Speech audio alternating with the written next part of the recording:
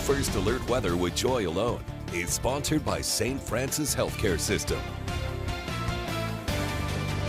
3 o'clock on a Monday. Thank you for joining us here on Heartland Afternoon for a full look at the forecast. Absolutely. Forecast with Joy Alone. And Joy, whenever we actually do put our eyes on the Doppler network, we're seeing showers south of us. Are we mostly dry in the Heartland region? Yeah, most of us are dry right now. Western Tennessee looking a little bit sprinkly, some light rain over there. We're looking at all counties in Western Tennessee right now. If you're driving south towards Nashville, we are experiencing some heavier showers there, but for most of us, we're staying relatively dry. That will change this evening. Let's jump right into Futurecast to see the timings. Now, this is about an hour later, still just looking at more isolated showers, boot heel light sprinkles. In the evening time is when we'll really start to see things ramp up a bit. We're in this area of some shower development, especially some heavier shower development that's going to move eastward. This is about 9 o'clock now. Of course, the times can change depending on how fast the disturbance moves eastward, but we are starting to see a lot more pockets of heavier showers. This is right now mostly in southeast Missouri around 9 o'clock, and parts of southern Illinois seeing more lighter showers.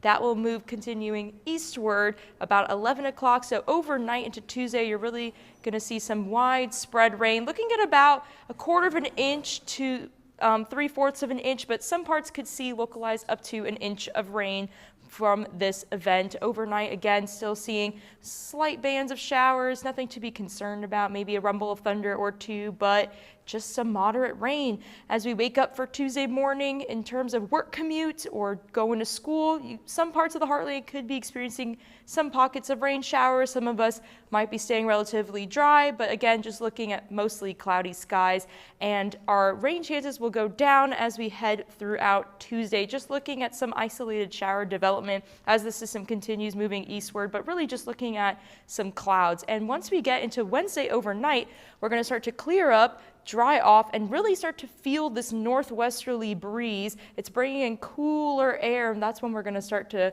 really get closer to average in terms of our temperatures, and it's going to, really start to see a lot of sunshine in the forecast. So again, for this evening, just keep in mind, could see some rain, looking at 70% chance by about 9 o'clock, 80% by about 11. So definitely want to keep that umbrella on hand if you are headed outside tonight. Now, lows for tomorrow, really looking at the low 50s to mid 50s. Fredericktown a little cooler at 49, but 50 in Cape Girardeau, Poplar Bluff, Marion, Mount Vernon, 52 in Union City, 54 in Murray. And highs for tomorrow, a last day of staying slightly above average for a little bit, really looking at the low 60s, but Mount Vernon at 59, just a little bit cooler there, 63 in Poplar Bluff, 61 in Paducah, Union City, and Murray. But look at all that sunshine in the forecast for Wednesday, Thursday, and Friday. And of course, take note of the lows. Going into Thursday early morning, we're looking at low 30s, and going into early Friday morning,